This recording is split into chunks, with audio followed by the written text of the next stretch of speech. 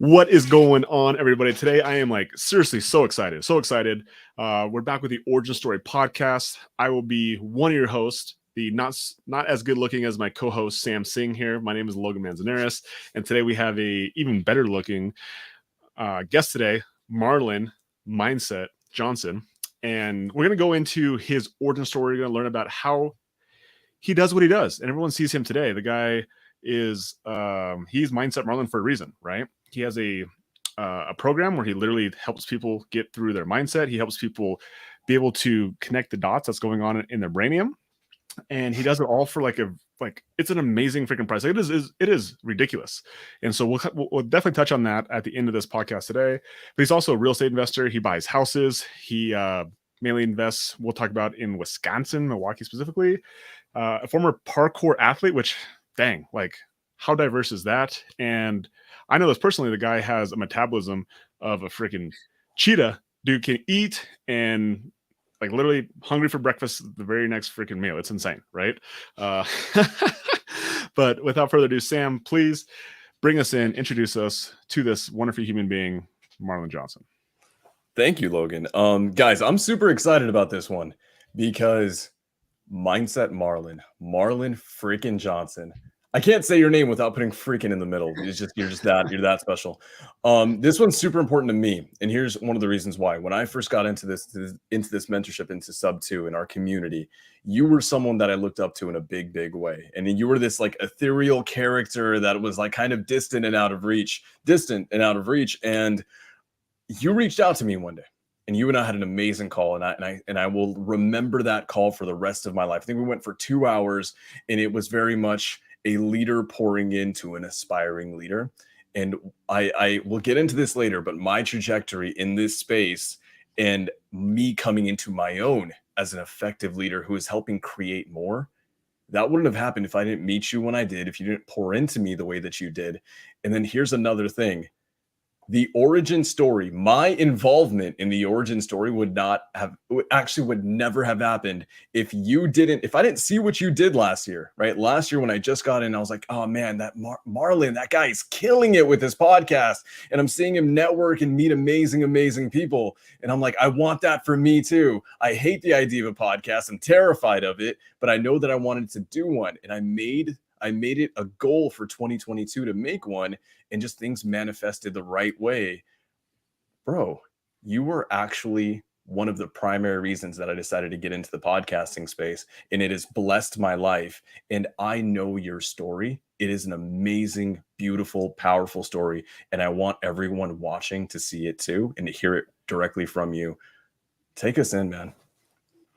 Wow. First off, Logan, Sam, thank you both so much for having me here. That's an amazing introduction. I really do feel honored to be here and to be on this platform right now. So I'm hoping my goal is I can share some value with everybody today. So, it's interesting, right? As I was thinking about where the story begins for me, I'm going to have to bring you back pretty deep, right? I'm going to have to actually bring you back to my childhood to get an understanding of who I am, because I'm Mindset Marlon now. I'm very focused on the mindset. However, growing up, I wasn't the same person. I wasn't the same outspoken character. I wasn't somebody that had a lot of, courage and a lot of confidence in myself. So that had to be developed over time. See, as I was being raised, I, came from a, very tight-knit Caribbean family. And we were I was the youngest of three. And with that, I came into a strict household where my family was just very, very closed off to the rest of the world, if this makes any sense, right? I didn't get a lot of exposure to, being in other people's homes and things of that nature. So I only knew my life and my world. And my siblings and we didn't really get along as much as I wish we would have. So I spent a lot of time pretty much by myself or just with my family, and not really being able to plug into anybody my age. So as a young child, this left me in a place of almost like a mental seclusion. I constantly found myself just having to entertain myself, having to think a lot and reflect a lot, and being a very observant young person. My family, my parents would take me out with them when we would go places, and they would introduce me to all of their adult friends and I always had to put on this mask and this persona of, how's school? School's great. I learned how to give answers to please other people. So this was essentially like a part of like my core foundation as I was being raised. I was learning how to present well and be a certain type of person for everybody else, right? Education was very important for my parents. So after school, I would come home, I would do homework, and I would do additional schoolwork. There wasn't much hanging out with friends. There was no TV, there was no video games. And hopefully no one thinks I'm complaining. Like, I actually think I had a great childhood, but it, just like I said, it left me to being secluded, really spending a lot of time by myself and a lot of time inside my own head. So when I would be inside my own head, what I would do is I was always asking the question why. I was always thinking, always letting the wheels work in my mind, trying to figure out, hey, like, why are we doing this? Why are we doing that? Why do my parents want me to go and speak to so many adults? Why are there no kids here? I was just constantly asking questions and observing people, asking the question why. And that stuck with me. So it stuck with me so much to the point where as I got a little bit older, let me kind of fast forward you here to middle school.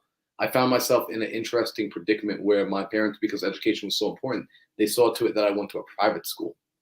And when I went to this private school, get this, Sam, here's what's really funny. I show up to the first day, we're wearing like these uniforms, and I step into the building.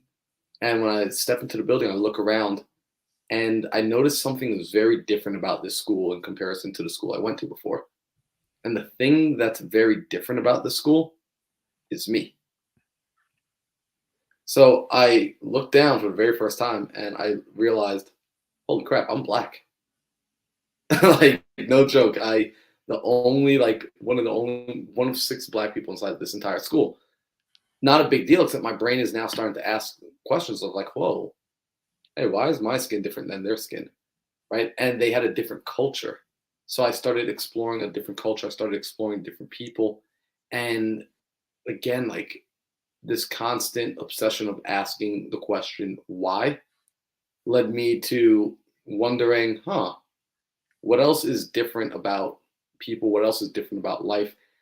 I just became like obsessed with wanting to understand different people and different avenues. So yeah, it's really interesting. Actually, it's funny. Like, I don't often go back into the past. So as like I'm really like living the past right now and thinking about like the story of why I am the way I am. It came from just asking these questions of why. So I'm gonna fast forward a little bit to where I feel like I need to bring you guys right now, which is Marlon, let me pause you for Mhm. 1 second. So tell us a little bit about where'd you grow up at? And tell us a little bit about kind of your family dynamic. Like, were your parents entrepreneurs? Where did they have W-2 jobs? Like, tell us a little bit about the household that you grew up in. Like, how old were your brother, your siblings in comparison to you as well? Yep. So my family, not entrepreneurs at all. Um, both parents worked full W-2 jobs. Okay. Family, they were always at work. I was raised basically by my grandmother. My brother and sister are older than me. Like I said, we didn't spend a lot of time together. And, like the path was go to school, get a good education, and live that American dream. My family were immigrants that came to this country. So Okay. that was the path that was laid out for me. And then go back to the story you described when you first realized that you were black, and the most of your classmates in this new private school were not black, right? And so, like, was that just something that you were observant, or was there someone who said something? And then, like, was there an actual, like, did you get treated differently? Like, describe kind of that process. Yeah, so here's what was interesting about that, right? I wasn't treated any differently per se, right? Like, not in a negative way. But Yeah. I did notice that they had a lot of questions, right? They actually were very curious. I was like, hey, what's up with your hair? What's up with this? What's up with that? And I was also very curious to them. I had the same sort of questions going back.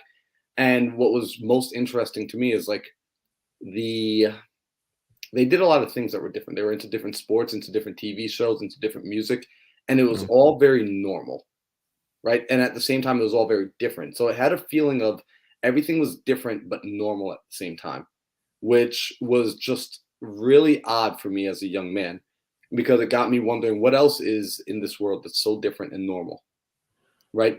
Is our way of life the only way of life to live? And that stuck with me actually all these years because curiosity really like took a hold of me. Curiosity really made me want to understand, hey, how are other people living? Are there other ways to do life aside from the way that's been presented to me? Because in my family, I'm a bit of the black sheep still.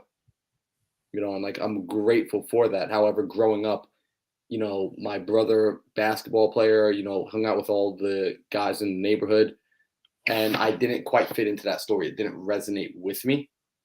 So it was just a little bit of odd. I was an outsider in my own community, and I was an outsider in this new area that I was learning how to fit in. So I was learning how to become an outsider in somewhere that I wasn't naturally put into, an environment that I wasn't naturally a part of. And that taught me to really adapt, and it taught me to learn how to connect with different types of people because I had to learn their world. I had to learn their language in order to just connect and really communicate and make friends and make relationships. And that's been extremely helpful because as I learned to connect with them, it taught me how to connect a little bit more with myself as well. So I've got to say this. That is, I know a lot of your story, but I've never heard that specifically, right? And getting to be at a young age and then basically having to ask almost existential questions, right? It's something that, the norm, right? For all those, let's just say the 98% of the rest of that school, they're in their normal. They don't ask these questions and they may never have, in my opinion, the privilege or the benefit of getting to ask those questions. So I believe that there is a benefit to it. And knowing you now, one of the things that I always immediately stuck out of my brain about you is that you are tremendously curious about other human beings and what makes them tick. There's a lot of people out there who are curious about other human beings so they can label them, so they can just say that this person is this way and they know to attach that label to them in their head for the rest of their lives. It's totally different. This is one of the first things that I remember thinking about you was that you're curious about people to help yourself understand their motivations, their intentions, their workflows. And now that all kind of comes full circle because I've been in somewhat of a similar position growing up because you and I have relatively similar backgrounds. Mhm. And even though it was completely West Coast to East Coast, right? There's a similarity there. So that it's sticking out in my mind in a big way right now. Okay. So, but please continue. Yeah, no, and it's interesting you say that, right? Because when I look at again, like it's so interesting, right? I really don't live in my past. As far as like the way my mind works and the way my brain works, it's always been a very future thinking mind. I've been a very present person that always my mind would drift off into these futures, drift off into these imagined realities. And when I look back, my past is beautiful because it allowed me to become the person I am. But like you said, Sam, at a very young age, I didn't realize this then. My mind was always asking these questions. And I thought so was everybody else's mind. So to your point of like my curiosity of other people, this is actually what sparked my curiosity of other people. It was me trying to figure out why they were doing what they were doing. See, because I was always so cautious and so calculated about every decision I made, every word I ever said, every action I made when I stepped into a new person's house, when I stepped into this new school, when I approached new friends, I would want to make people feel comfortable, not feel, insecure about themselves because I had all these feelings on the inside of myself, right? I had all these I was so confused and I felt alone, so I didn't want other people to feel confused, alone, or threatened. And so when they would take actions that, in my opinion, would start to make other people feel threatened or confused or things of that nature, I couldn't quite figure out why they would do that. I was trying to figure out what the intent was behind it. And it took me years, Sam, to realize that they a lot of times didn't have an intention. A lot of times people weren't thinking as deeply as I was, and that I was thinking a little bit outside of what would be considered the norm. Right. But years of not understanding this led to just a lot of confusion and a lot more questioning. I was just like constantly trying to figure out, like, man, like why would that person do this? Why would this person do that? And so it just led to a lot of deeper and deeper observation of other humans. Really just trying to understand my friends, trying to understand the adults, trying to understand their parents, my parents, like strangers in the street. I was like obsessed with people, just trying to figure them out. So I have to ask this. I have to ask this. And for everyone who's watching, if you're watching live or you watch later on, from now on, I want you to pay attention to when Marlon talks about how he does things and his approach to how he views other people. I want everyone to actually pay attention to one specific thing, and that's this recurring theme of being self-aware. Marlon, you and I spoke about this specifically about getting into rooms and things like that. And self-awareness is something that a lot of people don't necessarily have all the time. And you seem to have it at a very, very young age, which showcases, how you've become who you are now. But let me ask you this: at that age, and this may be me getting a little bit ahead of myself and doing a mindset deep dive. At that age, when you were deep, it's almost like you were doing case studies of people around you, like holistic case studies of finding out why they're doing it, what's going on in their heads, what their backgrounds. You said this. I actually really love that you said this. You were thinking about your parents. You were also thinking about their parents.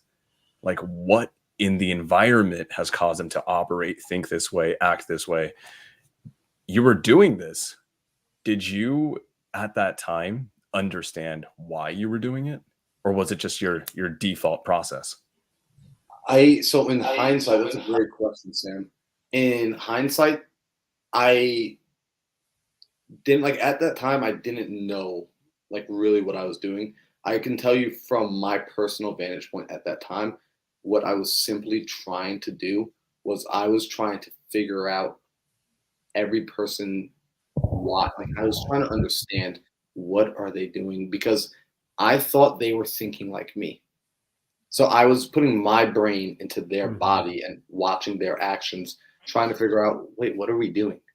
Why would we do that? Why would we say that thing? Did we not realize that was going to get us in trouble? Right? And this is like me watching other people. Did we not realize that person was going to be upset when you said that? Didn't you realize you were making that person uncomfortable? Right? And so then I'm trying to trace it back and just really break it down. And ultimately, at some point, I arrived to the conclusion that we don't all think alike. In fact, we are very different humans. We are all very different people, and we think very differently. And that's a very cool thing. So I started getting obsessed. And this is around, like, 'cause I tried figuring this out for a very long time, Sam. Like Logan, guys, I was going through high school trying to figure this out. This started in middle school, the very conscious observations and questioning of other people. And it went all the way through high school. And it wasn't until I got to graduating high school that I finally met somebody that it felt like they finally actually thought similar to me because their actions made sense. Their words were in alignment with their actions, right? I was seeing this connection. I was seeing there was a methodical thought process like, hey, you saw how this would lead to this and you took that course. And they recommended a book to me. It was an older mentor of mine, Leon Williams. Shout out to Leon. He had recommended me to read this book, Think and Grow Rich by Napoleon Hill. And when I read that book, it started to explain everything. And I, for the first time, was like, holy moly, I am not alone. Like, I am not the only person that thinks like this. Like, someone else thought like this in the past. And it just started to give me a bit of a blueprint. It started to give me a bit of an instruction manual on how to work this computer, this operating system that we're all blessed to have.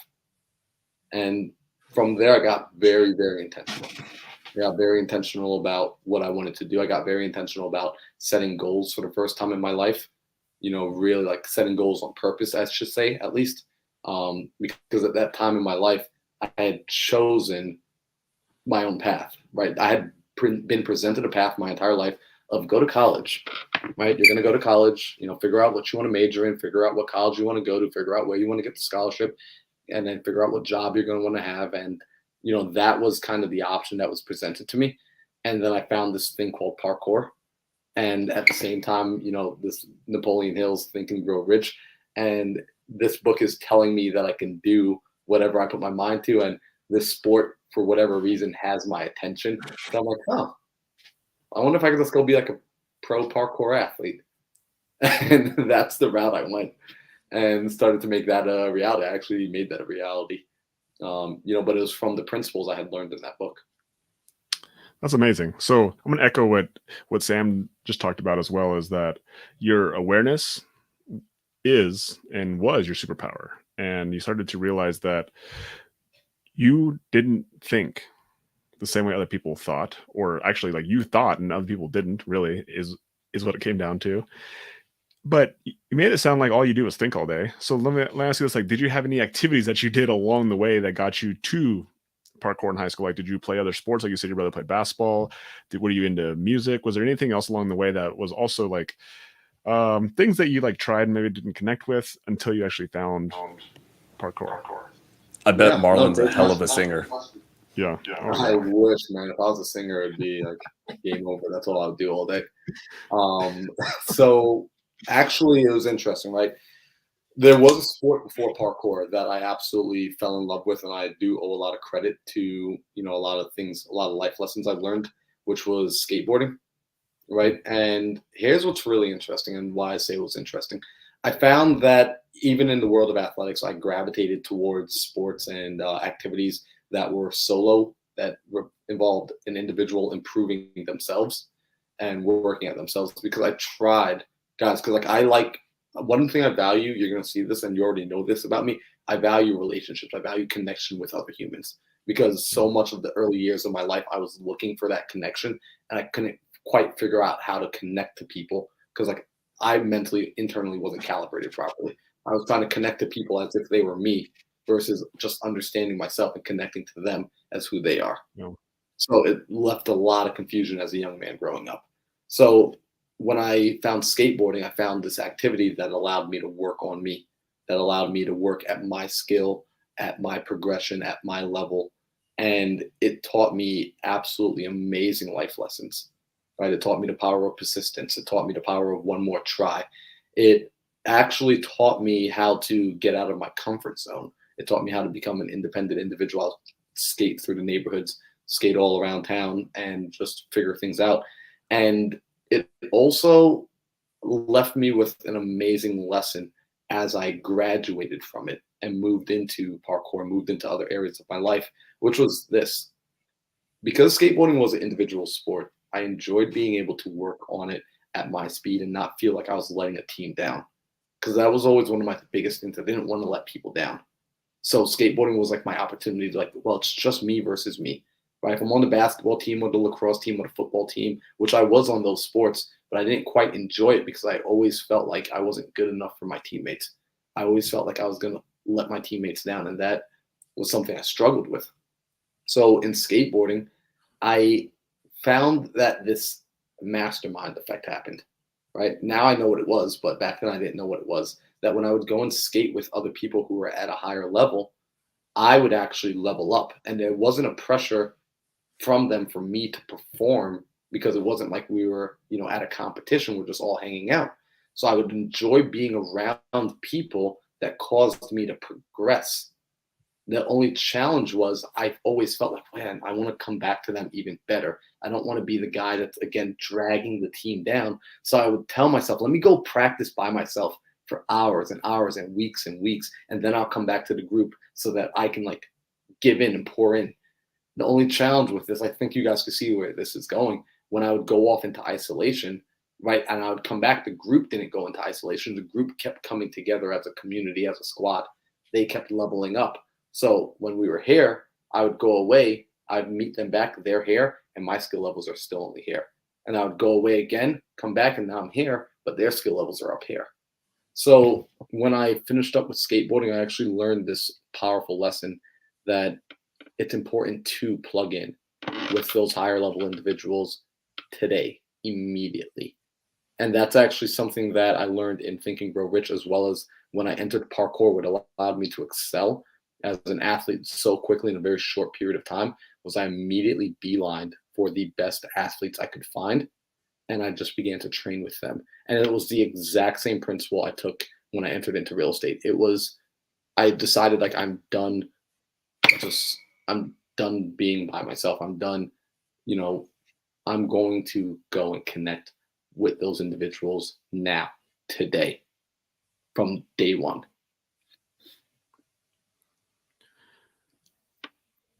So there's a power to that, right? What you're basically talking about in the world of athletics, right? You can compare it to real estate, to business, to entrepreneurship, but in the world of athletics, you basically isolated and identified that getting in the room with people who are ahead of you, right? You said this, you would get into these rooms with these high level skaters who were a little bit further along than you.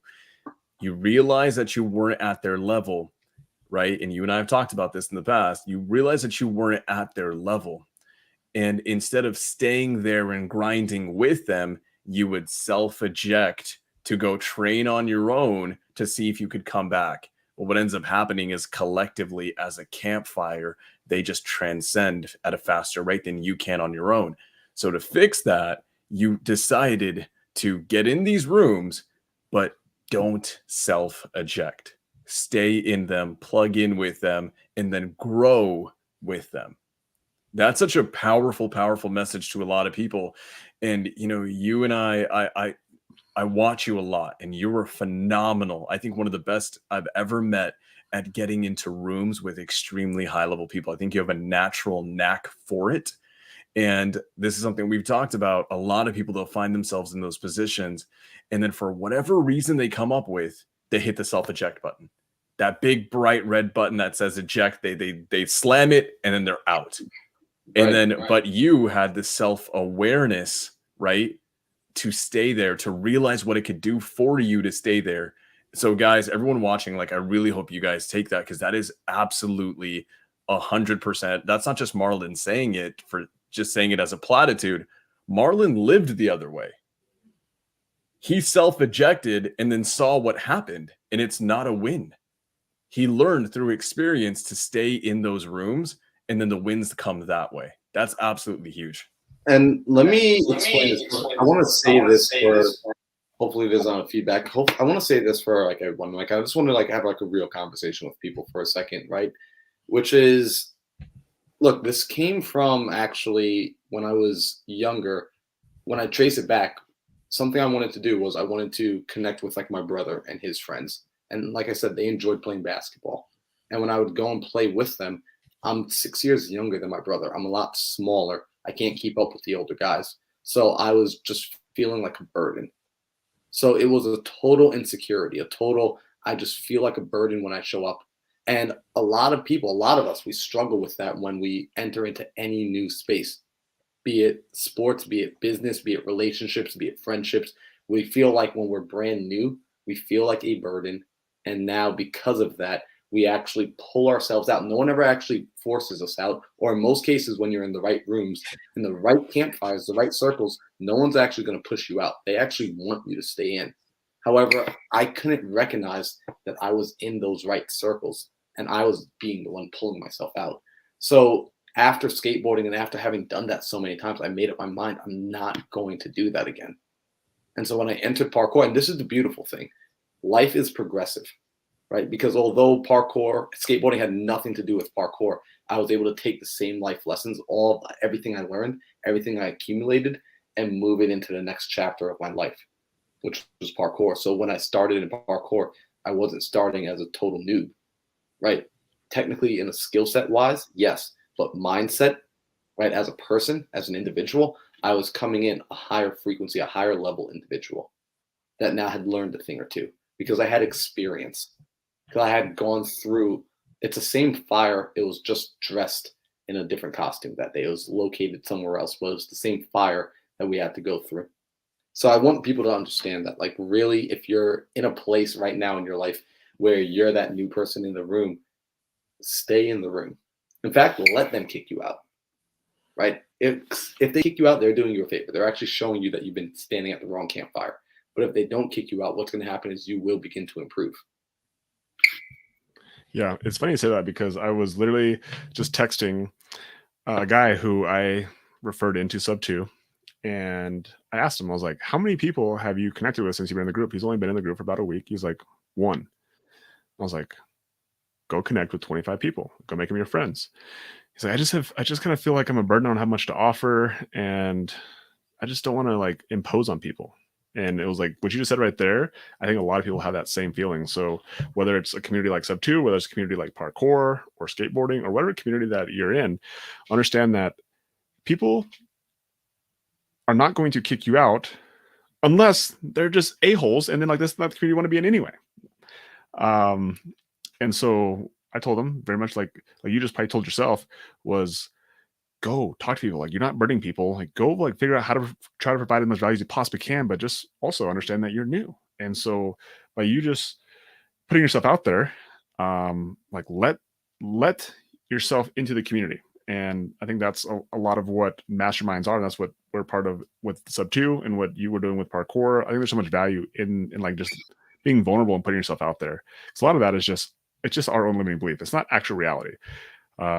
Most people, I've never actually met somebody who's more successful than me who's ever said anything negative or gave me any negative feedback. They've actually always been really encouraging, really helpful, and truly people who are more successful, all they actually want to do is help, and they want to pull you up because you know what, someone helped pull them up as well. So I think that's an amazing message, Marlon.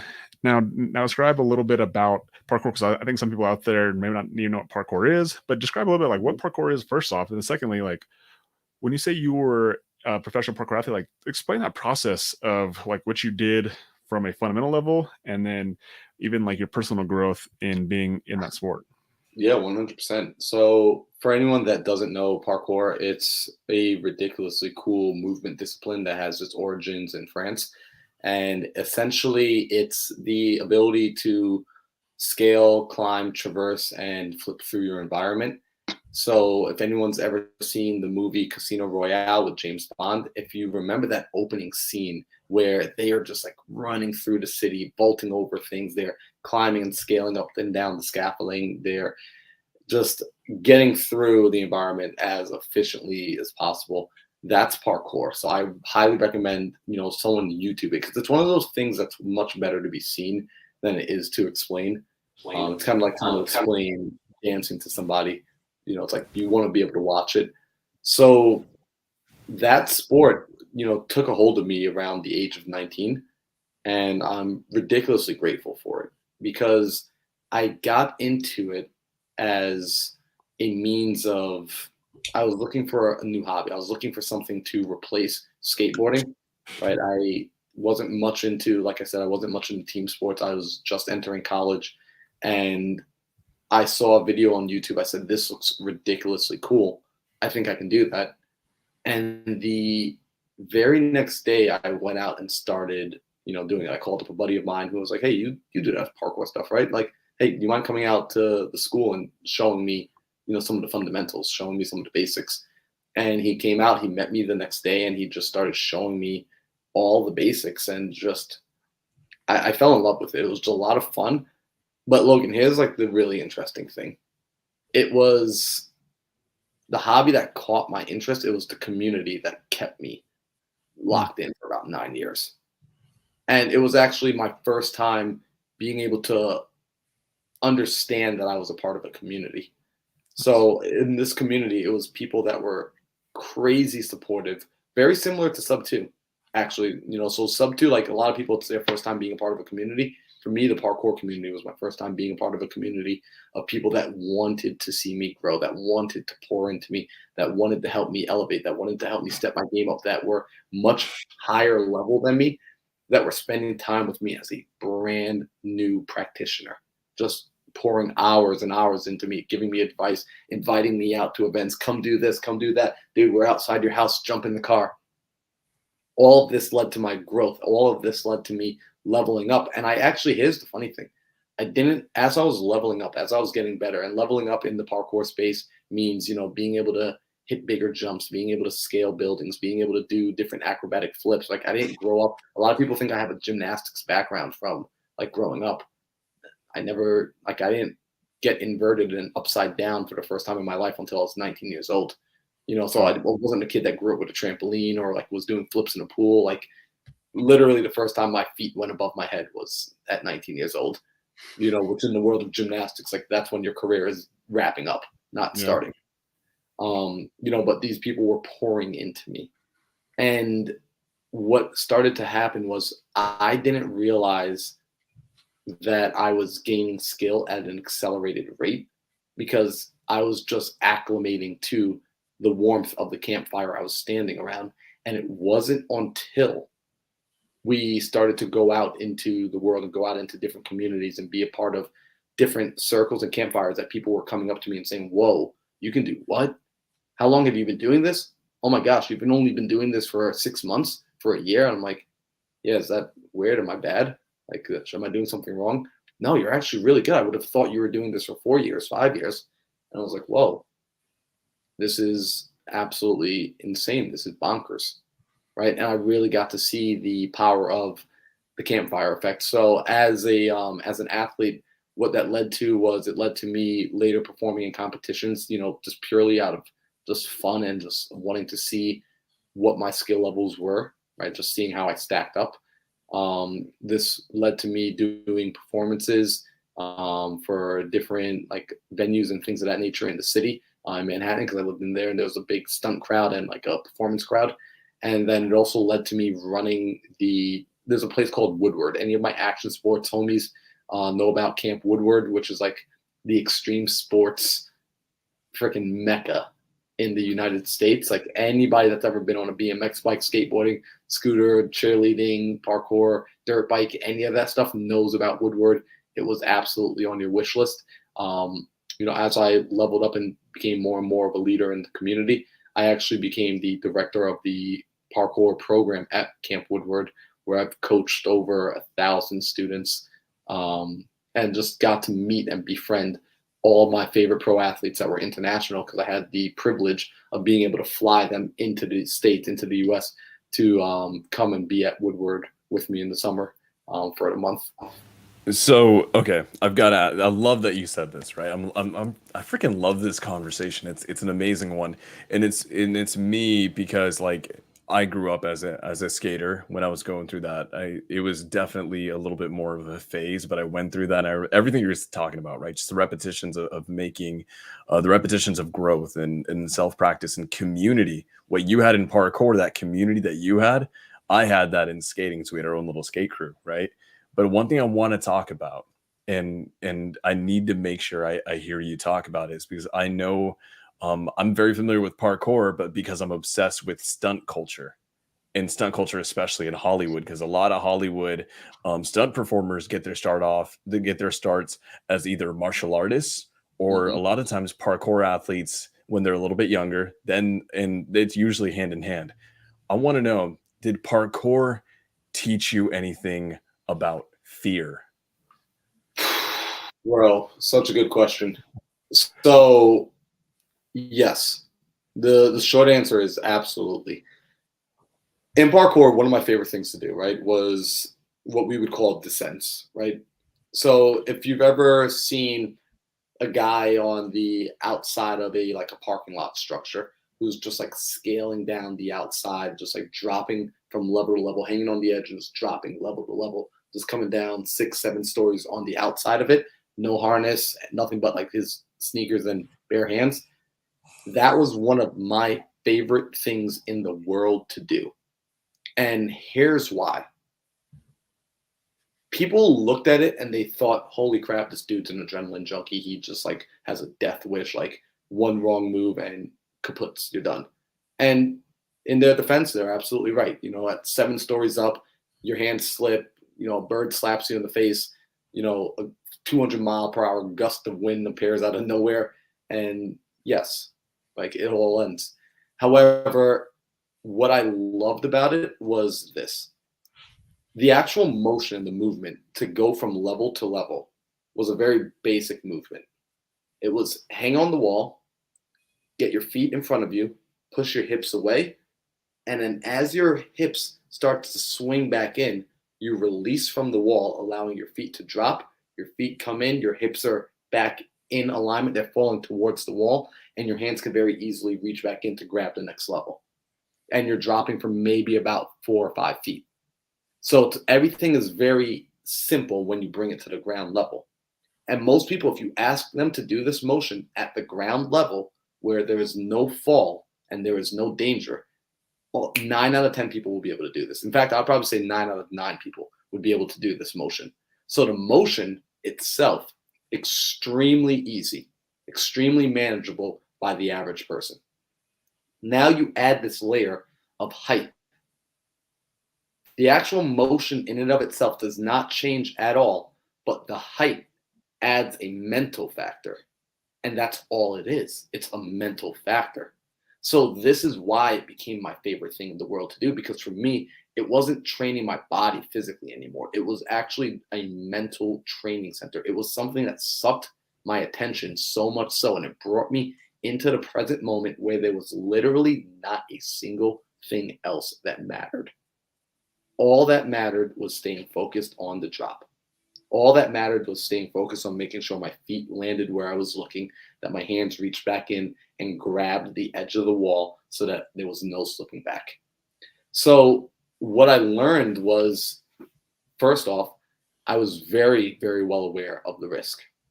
Extremely well aware. You can't tell me that standing on the edge of a building isn't risky, right? Like when people say, don't you understand I'm like, of course, I have eyeballs, right? I can sense that there's a drop to the side of me that if I fell off, I would, seriously hurt myself, if not die.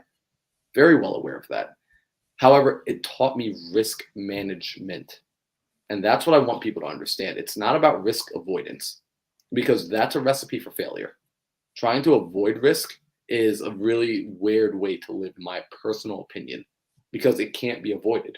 Life by nature is risky, right? By nature, nobody makes it out alive. Right? It's just statistics, right? No one has made it out alive yet.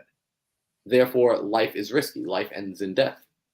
So it's not about trying to avoid it. It's more so about learning how to manage the risk, right? We want to avoid death, but we want to manage the risk. So within parkour, one thing I had to learn how to do was assess something that was very natural to us as humans. Sam, let me ask you this question. When you're afraid, do you know what happens to your body? No. Okay. How about you, Logan? And just like, it doesn't have to be like super scientific, but like when you're afraid, like, you go into like fight or flight, basically. Right. So our palms get sweaty, pupils dilate, our heart rate begins to elevate. Right. This is a physiological response that kicks in with our body when we're nervous and when we're afraid. Do you know what happens when you're excited? Palms get sweaty, pupils dilate, heart rate begins to elevate. So we have one physiological response for two totally different emotions, right? One is I'm afraid and one is I'm excited. So we need to be able to understand, well, what's the difference? Because some people think they're interchangeable. They are not interchangeable. And in parkour, being able to recognize the difference really was the difference between life or death with some of the things that I was doing. So I had to have a checklist, because here's the interesting thing. When I'm able to differentiate between being afraid and being excited, I realize my body is being afraid for a particular reason. It's telling me that what I'm about to do is dangerous, right? Contrary to a lot of popular belief, I don't like danger. I want to be safe. I want to go and train, and I want to show up the next day to train again and to have fun and move my body. So when I'm afraid, my body is trying to give me a warning signal that, hey, we should not be doing this. Vice versa, when I'm excited, my body is simply telling me, hey, this is something we haven't done yet, but let's do it. Like, actually, I want to go see what's on the other side of this experience. So in parkour, I had to learn how to differentiate, and I did so by asking myself these 4 questions, right? And these are still the same 4 questions, funny enough, that I use now for real estate deals, that I use for figuring out if I'm going to partner with someone, that I use for figuring out, am I going to make a major life decision? Same principles, and I learned these all in parkour. So here are the questions I ask myself. Number 1, I ask myself, simple, do you want to do this? I think a lot of people don't actually check in with themselves, Sam, when they're about to do something major in life, right? Do I actually want to do this? And when I say that, I'm really taking a moment to realize, okay, am I doing this because my friends are standing behind me and they're cheering me on and they're hyping me up and they're getting me excited and I just chugged a Red Bull or I had some pre-workout or whatever the case may be, right? Something has me in a stimulated, elevated state of mind, right? Or do I actually want this for my own personal reasons, right? Like if I took away all the noise and I took away everything right now, like not saying there's anything wrong with the crowd or having a Red Bull or any of that stuff, having a cup of coffee, right? I just want to know, do I actually want this for me? So I had to ask myself that question. And I'm either giving myself a check, yes, I want it, or X, I don't want this. So if I get the check, I move into the next question. Regardless, I move into the next question. So after I ask myself, do I really want this? I then start to ask myself, have I prepared for this? Right? So have I done something similar to this? If the answer is like, bro, you've never done anything like this, like, and you're just trying to send it right now for no reason, like you've never even scaled down a ladder, and now you're trying to climb down the outside of a parking lot structure, then I'm going to say, well, you know what? I've never done anything like this. Right? So this is a signal. Or it's like, hey, you know what? You've actually practiced this motion inside of the gym. You practiced the motion over there on another wall that was very similar. You warmed it up. You've actually done a motion like this, just not this particular wall, not this particular deal, not this particular event, but you've done something like it before. So I move into the next question, which is, how am I feeling today? Right? I actually want to check in with myself and figure out, especially because it was something physical, right? How's my body feeling, right? Do my knees hurt? Do my arms hurt? Am I getting a feeling in my gut right now? Right? Like a feeling that's not normally there? Right? Do I have like a lump in the back of my throat? Do I have a headache? Actually just checking in. Hey, maybe the timing is off. Maybe today's not the right day. Right? I want to figure that out immediately. And then the final thing I like to ask myself is, does it matter? Like, do I actually need this? Do I actually does it matter? Like, if I get this and I'm on the other side, will it change anything for me? Right? Will it give me a boost of confidence? Will it give me notoriety? Whatever it is. After I ask myself these 4 questions, if the answers are coming back as no, right? No, I'm not prepared for this. No, right now my friends are just hyping me up, right? And these things are telling me these negative signals, this negative feedback. What's happening is my body is communicating to me that I'm afraid. And being afraid is a good thing. Being afraid preserves your life in some cases when we learn how to actually interpret it properly. What it says is you need to go prepare more, right? You need to sit down with yourself and figure something out. There's a missing piece, because I view my body and I view my life experience as a partnership, right? I don't just force the body to do whatever it is. I can tell it what to do, right? But I tell it what to do when it gives me the sign, when it cosigns with excitement. Because excitement is now saying hey, although we've never done this experience, right? I've had this before, speaking on stage, right? I've had this where I've said, you know what, I've never spoken on stage before like this, but I did one time give a presentation at school, and I did one time get on a podcast, and I did. So I'm able to say, okay, I've done something like this, but I haven't done this. Do I want this for them, or do I want this for me? You know what? I want this for me. I want this for my own confidence. Okay, how do I feel today? Well, you know what? I'm well rested. I ate a meal. I'm feeling a little bit excited. The palms are sweaty, but I know that's excitement. I'm not afraid. Therefore, do the thing. Send it. In Parkour, we would just say send it. So at that moment, I would send it. That is the same thing I do with real estate now. I do the same thing with deals when I'm not sure. It's hey, this is my first time doing a deal. Hey, this is my first time. The first time you borrow $10,000, now you want to borrow $100,000. Now you want to borrow close to $1 million. Well, have I done something like this before? It's the same process. So I learned that heavily in Parkour. And those are the actual questions that I go through with myself mentally before I make a major decision and move forward.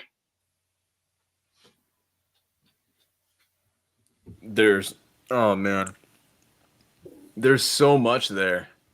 There's so much there, and this was taking me back to To pro athletes, right, who are trying to set world records, they do very similar things, right? Because when you're trying to set, like, let's just say you're whatever the sport is, whatever the activity is, when you are about to, especially in parkour, you're performing, you are physically performing. And a lot of times what people don't realize is, as athletes, your mind is probably, it's mindset first. It's mind first, and the body will follow what the mind says. And those audits, right? What you're basically, that checklist, those 4 questions that you ask yourself, is you are just auditing whether your mind is in alignment with your body. And when people go for world records, they do the exact same thing because they only have one chance to do it. I mean, they'll get another chance a month later, but it has to be primed and ready for that one moment. And if things aren't in alignment, then it goes back to, are you willing to take this risk right now and not be in an optimal state to do it? And the fact that you're applying it now to business, to your entrepreneurial endeavors, is just, it's an amazing thing. And it's showcasing to me that you had this ability, this self-awareness at a young age. You had this in school where you were asking yourself these pointed questions. As closers, we call them pointed questions that will actually give you grand clarity in the matter that you're trying to dissect. And then you did it when you were skating, and you had that community and you were trying to get better. And then you brought it with you in parkour. And I'm sure as you're getting older, you're getting better at asking yourself the right pointed questions. And now you're applying it to business. I'm stealing this. I wrote this down. I wrote those 4 down. I'm stealing them. So thank you. Yeah, no, dude, 100%, man. And you said something really interesting, which is, I want to shed light on what you just said, right? As we're getting older, as we evolve, I'm not even gonna say getting older, just as we evolve, as we level up in this game, right? The game of life. Being able to ask ourselves the right questions, being able to ask the right questions of life, of people, of ourselves, is actually one of the cheat codes I find to progression, right? Our lives are, in direct correlation to the level of questions that we can ask of others and of ourselves. So I would encourage people to utilize questions and leverage questions on yourself to actually move forward, to actually get yourself to that next level in any endeavor. And in alignment with what you said, as far as the thoughts and the body being in alignment, something that correlated as well from parkour that moved into the world of business and into everything else is this ability to actually visualize the end and desired result. That played a major role. That started in parkour for me, and it's in skateboarding as well. And it's the same thing again, moving into business. It's being able to see the end result. Not necessarily being able to see all the stuff in the middle, but actually that would be another thing anytime I would do like a roof jump or a roof gap, Sam, I would only do it if it was something that it was a height or a distance that I'm really like, hey, I actually don't know. This is now getting closer to my outer bounds of comfortability of hey, I know I'm pushing my own limit right now. Physically, mentally, I'm at the edge. And my body isn't giving me a very clear don't go. And it's also not giving me a very clear go. So then I would fall into the last ditch resort of kind of pull the last trick out the bag, which was, can I see myself on the other side safely?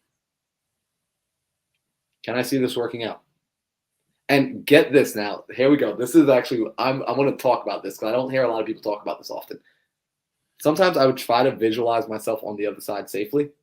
And do you know what I would see? I would actually envision and see myself falling to my death. I would actually see myself missing the edge, not quite clearing, my foot slipping on the takeoff, there being sand or dust or dirt or something happening. And I would actually see myself falling. And in the beginning, when this started to happen, I used to freak out, guys. Logan, I would get shook.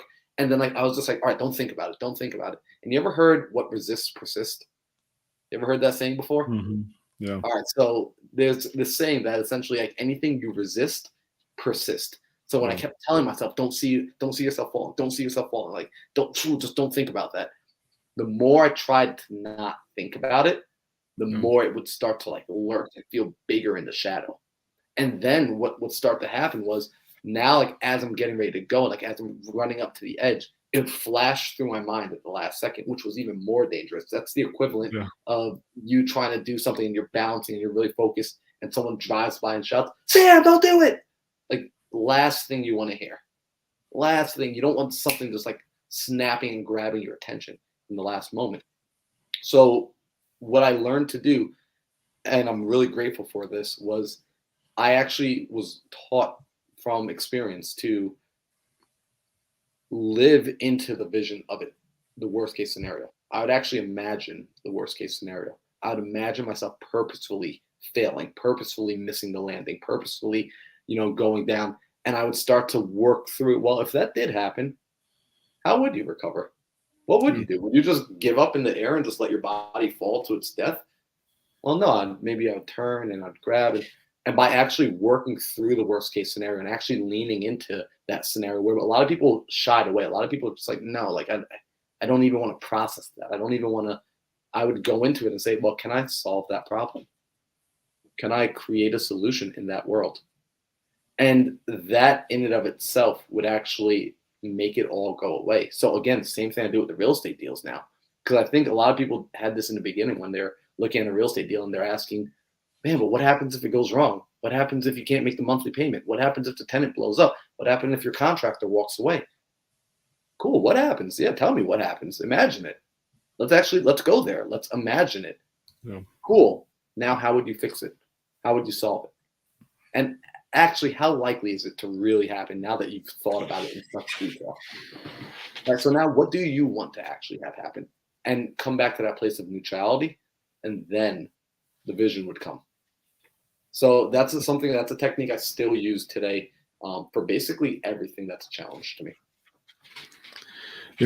We're so blessed that we have you and Sam on here. You guys are both high-level athletes, and you guys think differently than most people do.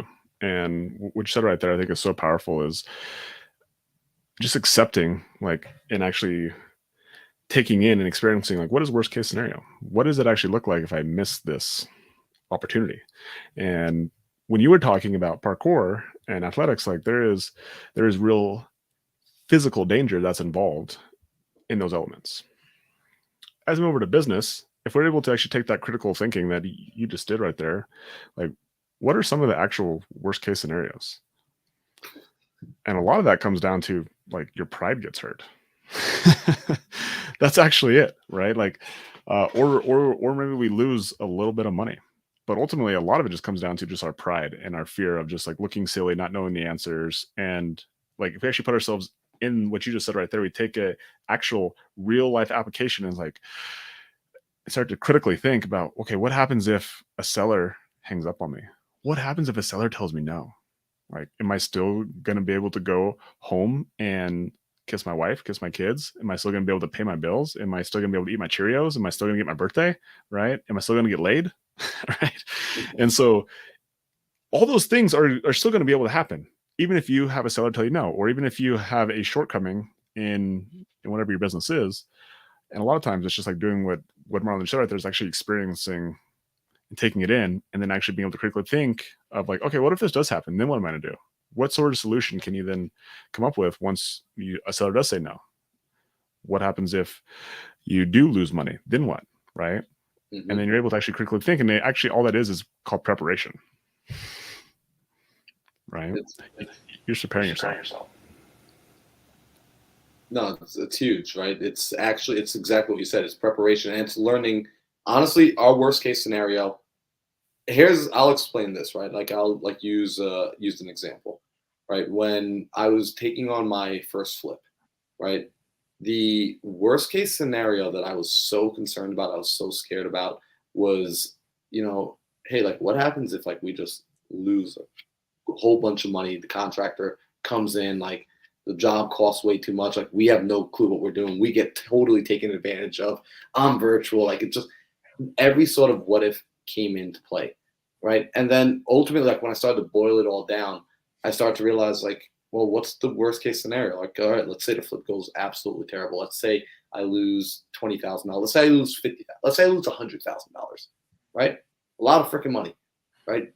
So I lose all that money. Now what? Well, okay, I'll just go back to the job I would have gotten. I'd eventually earn that money back, and I would eventually pay off my debts and, come right with everything. But then what's so scary about that? I'm like, well, it's not the money, I guess. It's this, oh my gosh, like I guess people looking at me like I'm a total doofus. Like that was like Yeah. the big scare. That was, oh my gosh, like I'm nervous about people looking at me like I'm stupid. I'm nervous of people looking at me like I'm an idiot.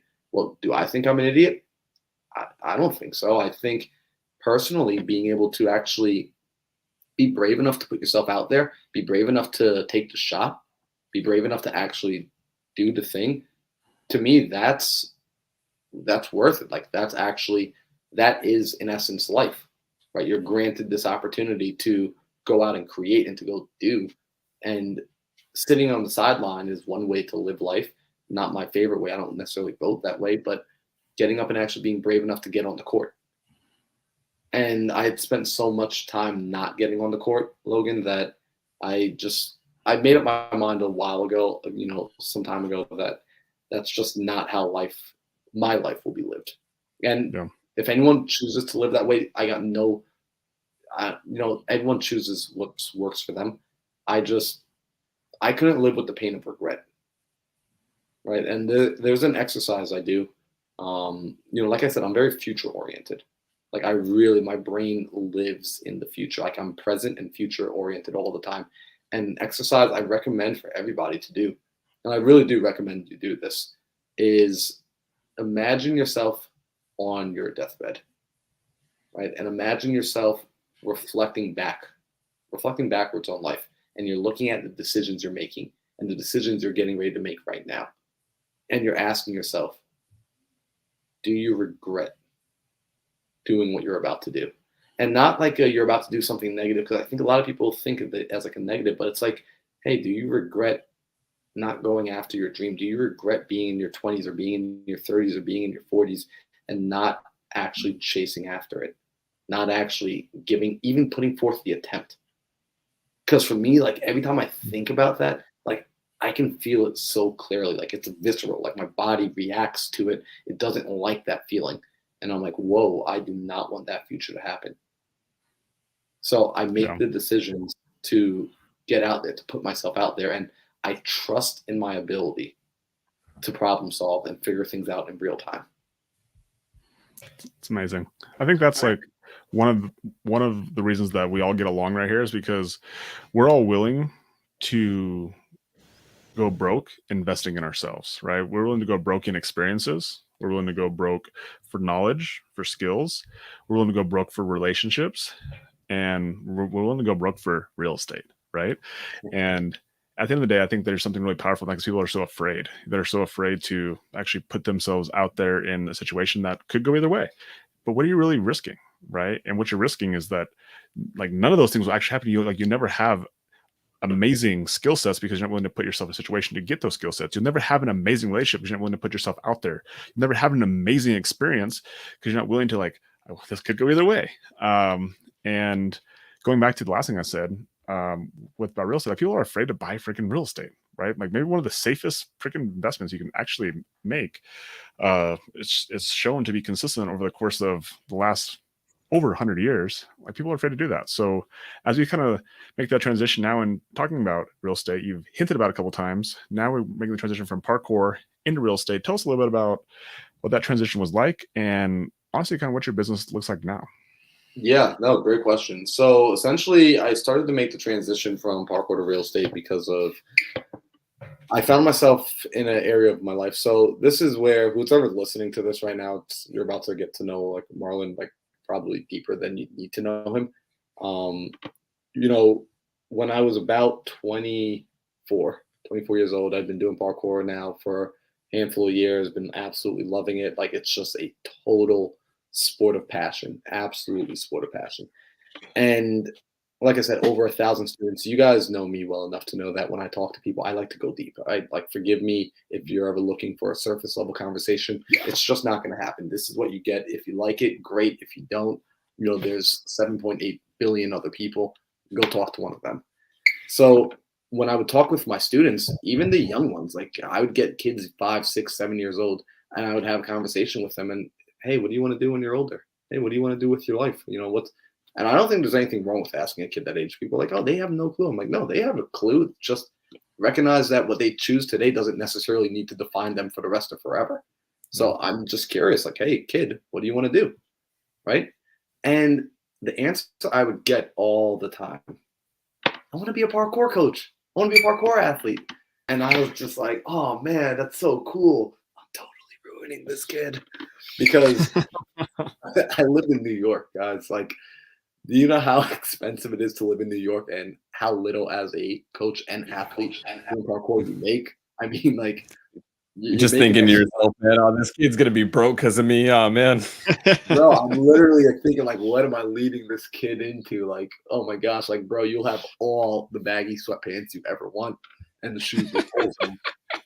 And so as I started to realize, like, okay, well, why are they giving this answer? It's like, okay, they're clearly giving this answer because I'm influencing them. I'm spending a lot of time with them, right? They're just seeing how elated I am when I show up to work. I mean, it is just abundance of joy coming out of me because I was genuinely doing what I absolutely loved. And I wasn't even making that much. I actually was turning down jobs at other locations because I just really loved the community that, me and my best friends had built inside of our local facility. Like, it was just phenomenal. Guys, we had, like, I'm not saying this to brag at all. Like, we had the largest parkour program in the US. Like, we had over 250 registered students that were coming in like week after week, year after year. And then on like the non-registered, like people that would just like come in and drop in, we were getting probably like another 250 people each week that were just coming in from word of mouth who just weren't committed because they had other schedules. So like we were seeing a lot of people. Like, it got to the point where we were maxed out of the building space, and we're like, yo, we need to go get a bigger facility for this internet sport that no one ever heard of. But people kept coming back because the vibration, like, we were just 4 guys freaking loving life, crushing it, having fun, and ton of joy. So of course we're influencing the kids who now want to grow up to be like us and get paid, $15 an hour. And this started my journey of saying, like, okay, I need to go and actually become more, right? I need to actually go figure out this thing called finances, right? I need to go figure out how to earn more, because right now these kids want this part of my life. They want the joy, but they don't also recognize that I'm getting a little bit older and I'm starting to actually have desires for the first time of wanting to start a family, of wanting to be able to build and wanting to be able to travel and provide for other people. And this wasn't there before. This wasn't necessarily like a part of my mental upbringing, right? I didn't have desires of like, oh yeah, like one day I want to be a husband and be a father and go take care and build my community up and like be able to provide for them in that sort of way. And I'm realizing the skill set that I have with the industry I'm in isn't providing that opportunity. And I actually for a while tried to get my industry to want to actually blow up a little bit more, to want to make more money, because I started reading different books and becoming more and more entrepreneurial. And what I found was I was finding a lot of resistance. I was finding a lot of resistance because there was a mindset that had existed in this community. It's the same mindset that kind of existed with skateboarders in the early days of, down with the man, and, money is the root of all evil. That was a big one. So I was fighting against my own community that I loved, and I was trying to change them. And I don't know about you guys, but have you ever been in a relationship where you try to change the other person, or at least you've seen somebody in a relationship where they try to change the other people? Those relationships typically don't work out well. It's the worst. It's the absolute. It's if you want a crash course in frustration, go and try and change somebody else. So I recognized I couldn't change the community, but I still can influence those kids, right? So that actually led me to saying to myself, like, okay, Marlon, you need to go become more. You need to go make more of yourself. You got to start, like, go find something that you can go and learn how to earn money. And at the same time, you need to be able to fulfill your passion of providing value and helping people and watching people progress and growing people. It was a non-negotiable for me. I could not take one without the other. an absolute non-negotiable. So I started my search, and I'll tell you, like, real estate was not the first thing I found. I found like a few other endeavors, as many entrepreneurs have, where we tried a little bit of this, tried a little bit of that, tried stock trading. I actually opened up and ran like a t-shirt company, did different things.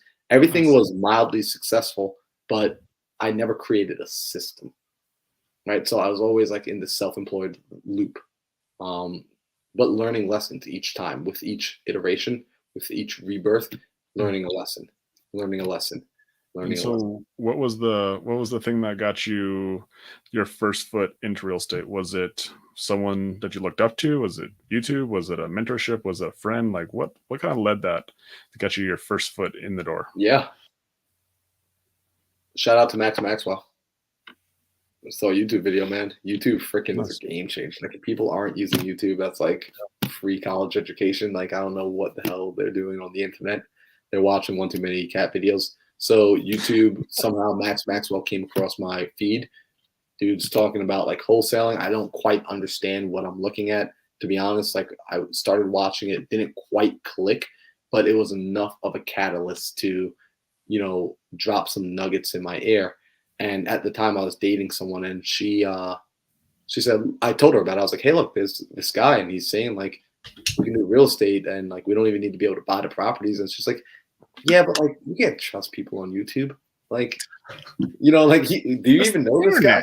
Marlon? Yeah, it's the internet. Like if we're gonna learn, like let's learn from somebody official. So one of those Robert Kiyosaki seminars, like Robert Kiyosaki's coming to town, right? Like, you ever seen it? Like when Robert Kiyosaki's coming to the Marriott near you, and like tickets are free, right? Robert Been there. Kiyosaki's throwing a free I workshop. swear to God, I'm and- the only one in this space who's never been to one of these infamous free Robert Kiyosaki seminars. Like, I feel like I'm missing out on like a rite of passage. You are missing out.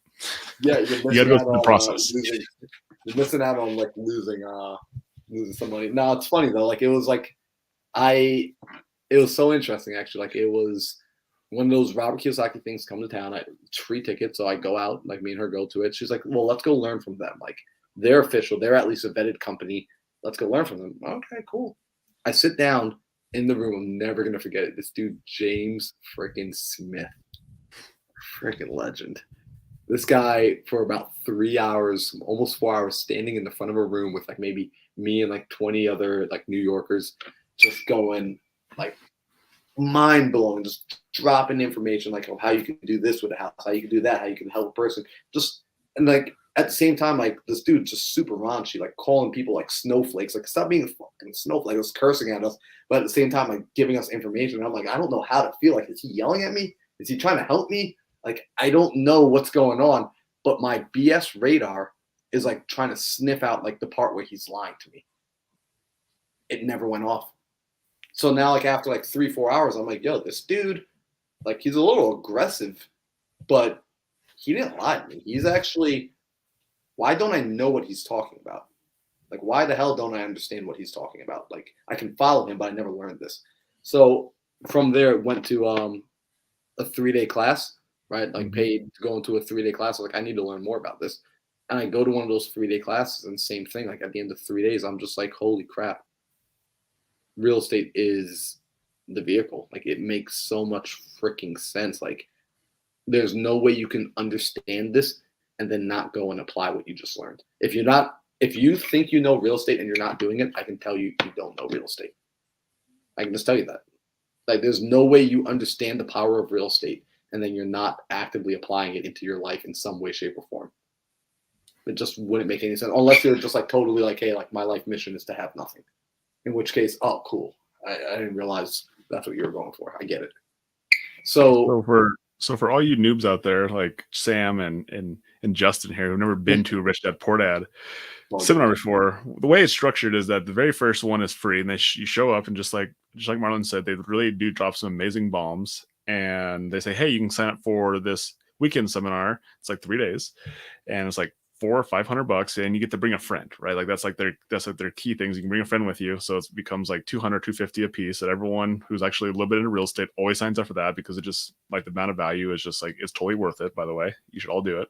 insane. And then you go to this 3-day seminar, which is on a different weekend, and that's where they drop you even more bombs, and they have 3 days to basically sell you on a big coaching program, a little bit more than $500, like $25,000.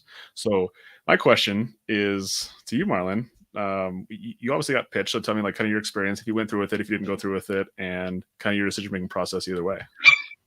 Bro, okay, so get this, guys, because yeah, I mean, it was a sales pitch. As much as it was like education, it was also a sales pitch, like where you learn this on the opposite side. You learn this after you get into sales.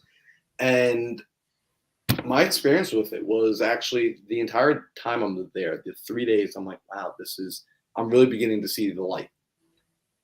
And by the time I get to the second day, I'm just like, I'm feeling all types of way. Like I'm feeling all sorts of emotion because I know that this is one of those moments, right? We all can know when we're in the middle of experiencing like a critical life moment, right? Like a life turning moment where it's like, hey, you need to either leap or spend the rest of your life being a little punk standing on this cliff. Right? It's like, yo, you're like, and like that's kind of like how it is. Like, I wish there was like, and I'm trying my best to like not say what I'm really thinking because I don't know how I'm allowed to curse on here, but you know, essentially, Full send always, Marlon. Full yo, send. like you're either gonna like, yo, seriously, like, you're either gonna full send it or you're gonna be a little bitch.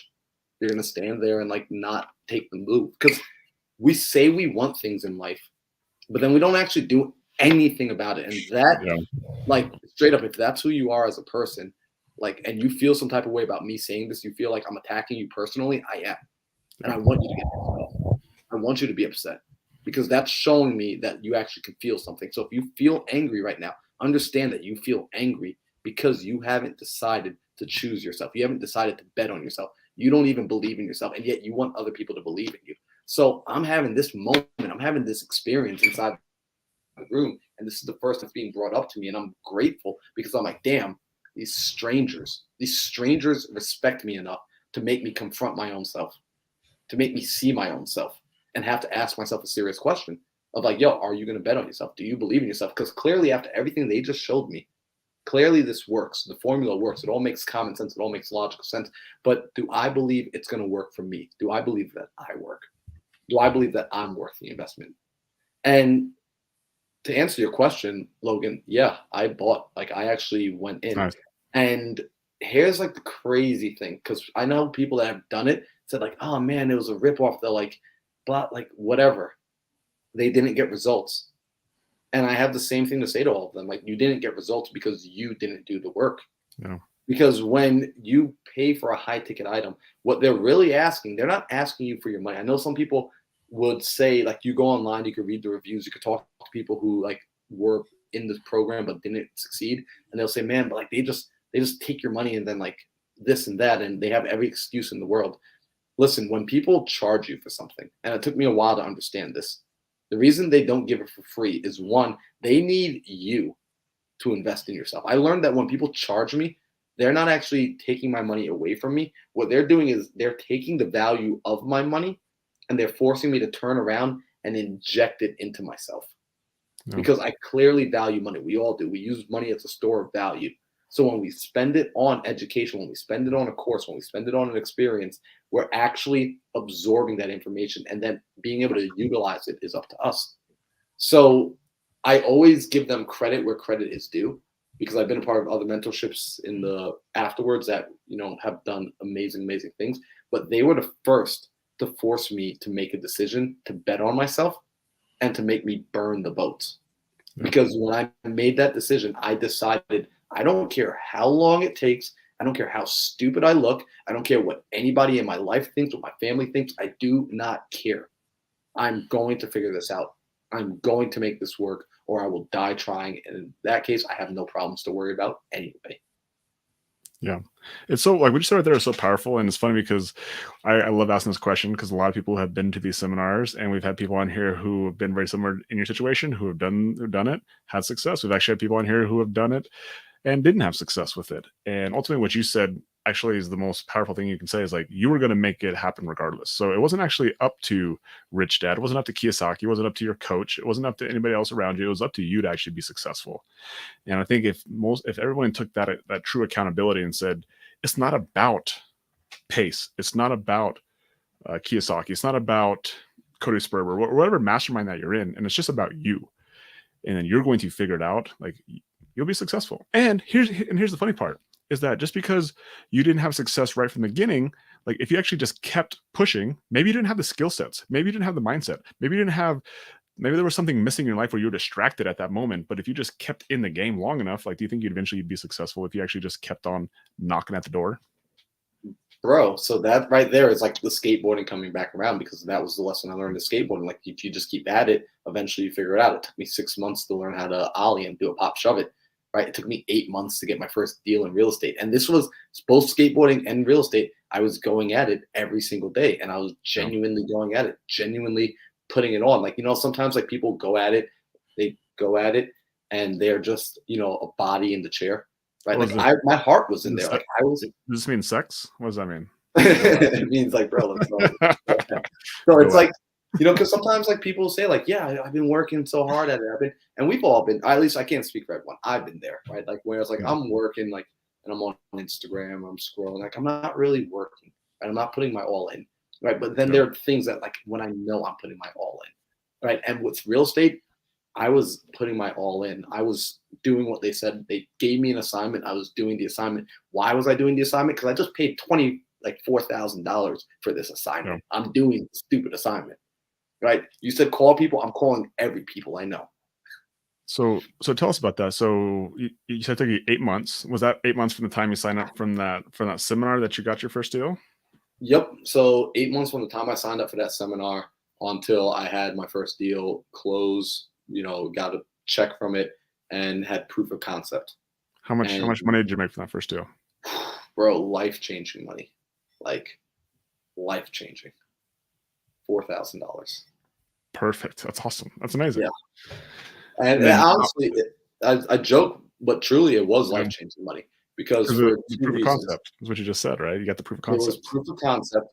And it was also, truth be told, it was the biggest single check I had ever made doing anything, right? Like everything else had always been like checks accumulated over time, but that was like the single, like largest check, right? Like even as like a athlete in parkour, right? Like our competitions didn't pay anything, right? So it's like, I really had never seen a check for more than maybe like $800. And then how long did it take for you to get your next deal after that first one? Oh, that was beautiful. I think maybe another 4 months after that first deal, right? So there was like this lag time. Right. Yeah. So it took me half the time. Right. And I was grateful because all that time that it took me to get the first deal taught me persistence, taught me showing up, taught me continuing and sticking with it. And so much so that as I started to get more momentum, right, since then, I've been fortunate enough to do, I don't know, somewhere around like 20 like wholesale transactions. I own 17 doors now between 10 houses. I've completed and sold 3 flips with another 3 currently being sold right now. One we just accepted an offer on last week, which is officially my first triple-digit flip, which is like super stellar because like those don't happen often in my market at all. And I've got like wholesale, I got like rap deals and creative deals happening like across the US right now, which is just insane because in the very beginning, during those moments of nothing happening, I was wondering, man, like, did I make a mistake? Am I an idiot? Did I just spend all this money on like nothing? Is it actually going to work? I know it works for everyone else. Is it going to work for me? Like crap, like, and all that stuff kept coming up, but I didn't stop. I refused to stop because I had made up again. And I got to give them credit where credit's due. They made me burn the ship. Right when I invested that money, I truly had to, for one of the first times in my life, make a decision that I couldn't wiggle my way out of because it got uncomfortable. Because that was an uncomfortable amount of money for me to lose. That was a very uncomfortable because I didn't have that money to lose. I financed that money on credit cards. That money wasn't mine to lose. You, in that moment, you showed your commitment to yourself, right? Like you weren't sure if it was going to work, but you believed in yourself, and you decided that you were going to force that commitment by putting your dollars in front of your mouth, right? And one of my favorite mentors, named Dr. Trevor Cashy, he once said it like this that really helped me out. And I come from the weight loss industry, and so you definitely have to force people to take action. Otherwise, it's real easy. All those excuses, like they are really prevalent in the fitness industry. And the way he described it is that the transformation is in the transaction. And when you're able to actually take that and like actually have the belief in that as a fitness entrepreneur, or in this case from like Rich Dad Poor Dad, as someone who's facilitating a transformation as a change, when you understand that money, that exchange is someone's transformation, like that's their commitment to you. And at that point, now you have permission to just hold them accountable and tell them like it is and give them the X's and O's. You're truly doing one of the best things you can ever do on the highest level, is actually serve somebody by allowing them to pay for the service. And so going back to what you talked about earlier of like the reviews of the seminar, like there's like, it's not just Rich, there's so many other seminars out there. There's anything out there that people have to get convinced into buying. They get sold into. You're gonna have people who are not successful and they're gonna be like, oh, they hard sold me, all these other things. But ultimately, it always comes back to them and their commitment level, and whether they want to blame, they want to look externally, or whether they're going to take 100% responsibility and say, I'm going to figure this out. Like it's on me to actually be successful, whether it's successful right now or whether I'm successful in 8 months or in 1 year or 2 years. Like the accountability should always be on the individual. I couldn't agree with you more. And it's something that I've learned to come to appreciate as I've gotten older, as I've had more experience. And I recognize now that sales truly is service, right? Being able to influence other individuals for their own betterment, for their own personal transformation. Because at the end of the day, we can't ever make somebody do something that they don't want to do, right? And I don't even want to try. Like that's just, I would never want someone to manipulate me to doing something. However, being influenced, I appreciate that people have influenced me, because my life has become immensely better because they've influenced me, because they taught me how to tap into more of myself, how to leverage and use more of myself, because they asked more of me than anyone else had ever asked before. And sometimes I think people are uncomfortable with that. But I know I've been very uncomfortable in the past with asking more of people. And I realize I'm asking more of them because I respect them to rise to the occasion. Yeah. Dude, it's so amazing. That was one of the epiphanies that I just had last week, that Layla Hermosi, who's one of my other mentors, she said it in a tweet or an Instagram post. I don't know which one it was, but she said the greatest form of love is accountability. And like that to me was just like, oh, because for so long I didn't quite understand why. I held people to a higher standard, and I wanted people to be the best. And so I would hold them stand, like even like ask Sam, like, hey bro, like you got to, like, you're on your stuff, like that doesn't count. Like you do more. And it's funny because he always gives me a lot of crap for when I first met my wife. Like I had her pay for training, right? She literally paid me money for training for a very long time. Actually, it wasn't just like one time, like it was for a long time, it was almost a year. And a lot of people don't understand that, but I truly believe that the greatest form of love is accountability. I was never able to express it in such an eloquent way that Layla did. But I realized that. And I think the reason why I like that is my calling now is because when I was a young man, a young kid, no one actually held me accountable. No one was actually there to say, Logan, like, quit being a dummy. Like, you can do better. Try harder, right? Like, no one was actually there pushing me. They were just like, Logan, you'll get them next time. They always like brushed off. They didn't, like, no one ever held me accountable. They just like let me slip through the cracks. And I wanted someone to like grab me by the shirt and say, Logan, you're better than this. Like, show up, do something, right? And no one ever gave me that. And so now looking back on that, it's like, I want to give that to you, Marlon. I want to give it to you, Sam. I want to give it to my wife, my kids. Like, I hold people accountable. And I want that because like that's my way of showing my love for them. And I see that a lot in you as well, that you want to hold people accountable. And it's something that is so powerful that we do as coaches is, you know what? You say you're going to do something. Well, I'm going to help you follow through with it. Right. But ultimately, it's on you. It's not on me, but I'm going to do my best. Are you going to do your best? Dude, I got to say this real quick. For anyone that's watching and you're, I don't know, whatever it is, it's like a mentorship or a community, or you're paying a trainer, whoever it is, the reality is this is I've been very heavily influenced by mentors holding me accountable. And the reality is, when a mentor, like, actually, it takes effort to hold people accountable. Yeah. It takes emotional and mental effort for you to actually, because when you're accountable, you have to check in on them. You have to actually take an interest in their success. So if you're like a student, or you're like, in the position of about to be a student, and you're like brushed off, or you feel a little bit uneasy with a mentor challenging you with a big stake, and they're holding you accountable, just know that actually means that mentor actually gives a damn. And that's probably the best mentor for you, because the ones who don't, they're just going to say, here's a price tag. That's it, whatever. Or they'll just be like, do you want to do it? No. Okay, whatever. Or they won't hold you to your own thing. This is what that Logan does. Anytime that like I get ahead of myself and I say something, just like kind of audacious, Logan actually makes me follow through on it. And he will literally check in on me to make sure I'm following through on it. And the reality is, he doesn't have to do that. If he actually didn't care, he wouldn't do it. The best mentors give enough of a damn about you to hold you accountable. It's the best thing in the world. I think one of the, go on top of that, Sam, one of the most powerful things that we can do to ourselves is have integrity with what we say to ourselves and what we say out loud. And so when someone is out there holding us accountable, it helps us say, I said I really wanted to do real estate. And because I said it out loud, I have someone holding me accountable, I'm actually going to follow through with it. It gives you more confidence in yourself, right? It gives you more confidence in yourself to do other things in your life. And I think that's why it's so powerful to have mentors, is because it actually, all it does is it helps you hold yourself more accountable, because you say you're going to do something, you actually follow through with it, you believe in yourself more. And so when you have an outside influence that you respect and is constantly checking in with you, it just helps you become a better person. And again, going back to what we talked about earlier, that's why mentorship is so powerful.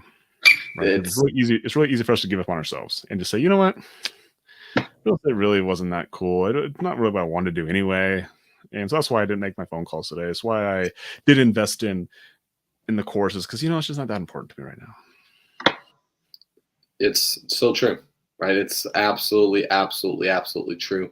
And I couldn't say it better myself, where having the mentorship, having the right people, and like, I want people to understand, right? Because like, as people are watching this, like, my hope and my goal is, like, as people watch this and like they're having these sort of conversations, like they're part of this conversation with us, right? It's hopefully a conversation that you're having all the time, or if this is the first time you're having this conversation, hopefully we're providing brand new perspective, right? We're providing some new insight on something that maybe you'd been considering and you haven't done, right? You're like, you know what, maybe mentorship doesn't seem like the right thing, because the mentorship, the accountability that comes with it is unbelievable. And when people have these coaches and these coaching programs, and you ask someone, here's what's really interesting, right? Because you create a room, you create a space where you actually are saying like, hey, look, we're all pretty nice people, right?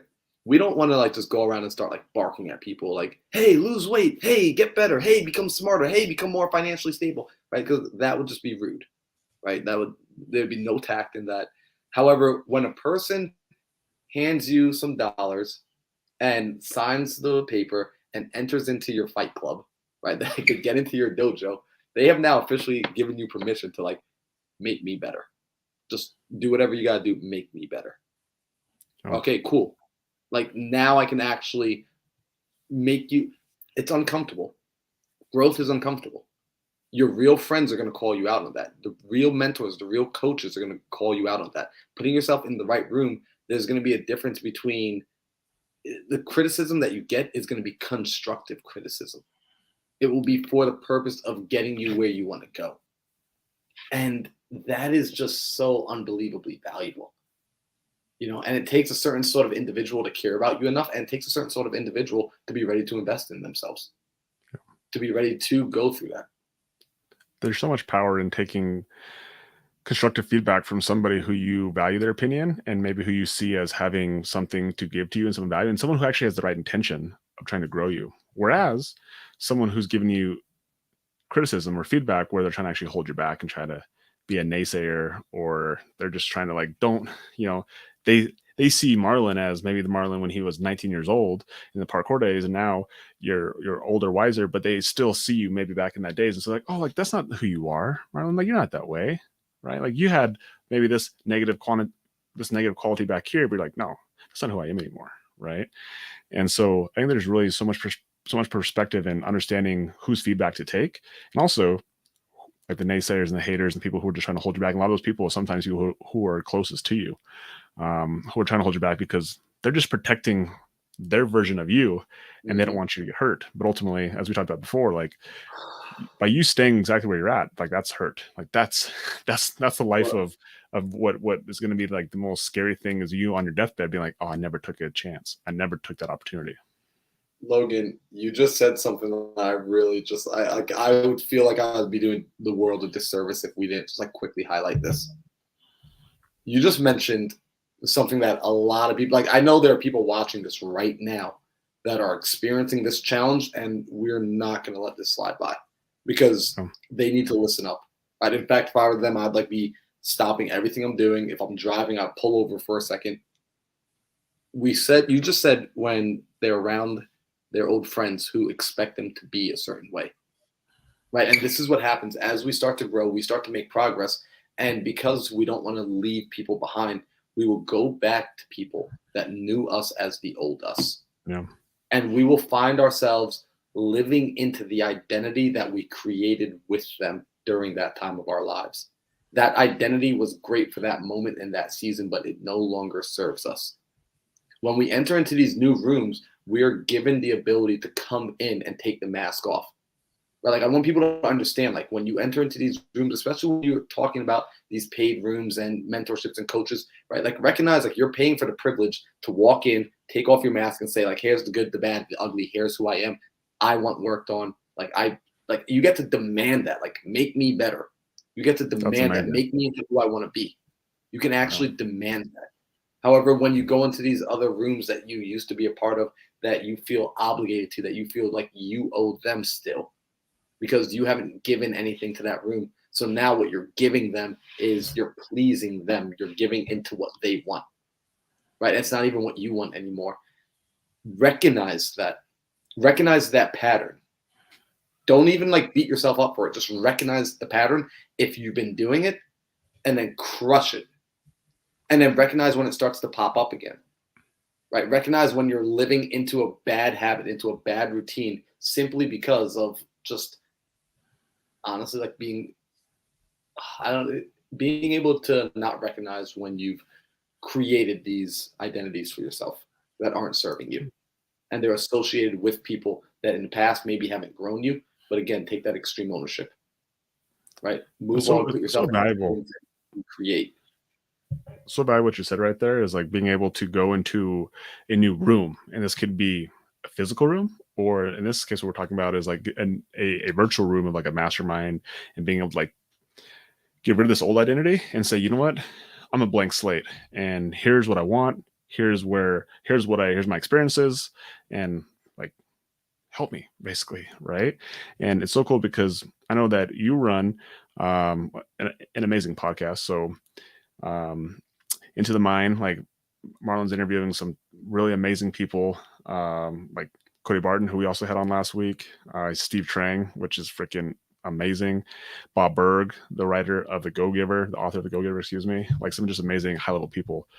And you also have like a little mini mastermind yourself, right? That you do every single morning. So Marlon, tell us a little bit about that and people, how they can kind of connect with you so they can learn more about you. And like, and you're an amazing interviewer, like way better than me and Sam, 1,000 times better. Well, maybe Sam's really good, but like way better than me for sure. But get to know you and kind of your personality. And then also if they want to have that next level where they want to create this new identity and they want like a safe place just to say, hey, I need some help. Like, tell us a bit about how they connect with you. Yeah, no, 100%. And I appreciate that. So first off, if anyone ever wants to connect with me, go to Instagram, type in @mindsetmarlon, right? One word, Mindset Marlon, Marlon. And that's the best way to get a hold of me. In my bio, there's a link to everything. There's a link to the podcast. There's a link to the YouTube page, all of it, right? Like come and just be a part of that campfire. Essentially, like I said, what I recognized when I was, getting started in entrepreneurship was entrepreneurship can get lonely, right? If you don't have the right community, like anything you do can get lonely if you don't have the right community. And also you can be hindering your own growth by trying to walk alone, right? There's that saying, by myself, I can go fast, but together we can go far, right? And I recognized that when I was with people, I was able to go a lot further. The challenge was I couldn't find people when I was getting into this entrepreneurial journey. I couldn't find I found a mentorship, but the mentorship was Kiyosaki didn't provide a community at that time. So because it didn't have one, I created one. And I created it around not just teaching real estate. Honestly, like my mentor, it's not even a mentorship. My community is not about real estate. It's not about teaching the tricks and the tips because that's all there.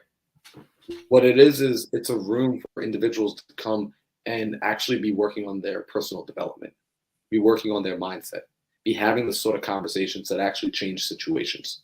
Because oftentimes the environment we grew up in, we didn't get to explore the thoughts that are on the right side of the quadrant, on that growth mindset side.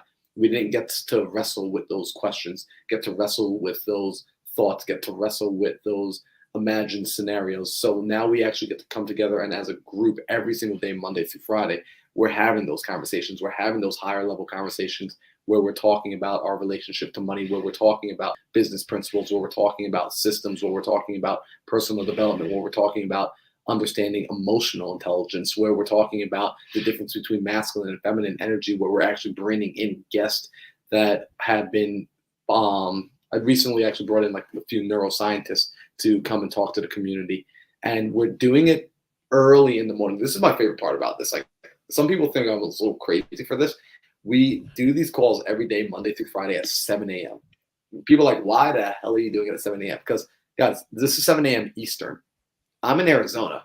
I'm waking up at like 3 to 3:30 in the morning so I can be on these calls to lead these calls at 4 a.m. in the morning, my time. Because here's what I learned and here's what I hated. I used to get inspired and educated and just like filled up with knowledge and good sauce like at night after work. So it's like 10 o'clock, 11 o'clock, 12 o'clock. I'm all like amped up and I'm ready to go. And then I got nobody to interact with. I got no one to like bounce ideas off. I got nobody to actually go and do the work with. Like I can't start calling people at midnight. Like they will frown upon that heavily. So I would always get upset that this would happen because the next morning when I wake up, I'm thinking like, all right, well, tomorrow's going to be so awesome. I'm going to be so ready to do what I just learned. And I would wake up the next morning and the fire was kind of gone. Maybe it's smoldering a little, but for the most part, it all just kind of vanished into the night, into the sleep. So I would think like, well, what if I did this in the morning? What if I got myself all excited and all jazzed up and I actually gave myself new perspective and got clarity every single morning on what it was I wanted to do. So I was pointed in the right direction. So instead of checking the map at the end of the day, I checked the map at the beginning of the day. What would life look like then? And would other people want to do that with me? Morning Mindset Coffee was born from that thought, like that rationalization. And it has been phenomenal. It's been so much fun. We have about 100 individuals in there. It's all grown pretty much through word of mouth. I haven't run like a lick of like any sort of advertisement besides just people like sharing stuff on Instagram and Facebook about their personal experience, about the transformations they've had and how it's been affecting and allowing them to grow not just their business, but themselves personally, professionally, and financially. So that's Morning Mindset Coffee. If you guys are interested in doing that or checking that out, go like right now. This is a sale right now. I'm selling you guys because I want you to invest in yourself, right? Go to morningmindsetcoffee.com right now. Click on the link. It's literally $1.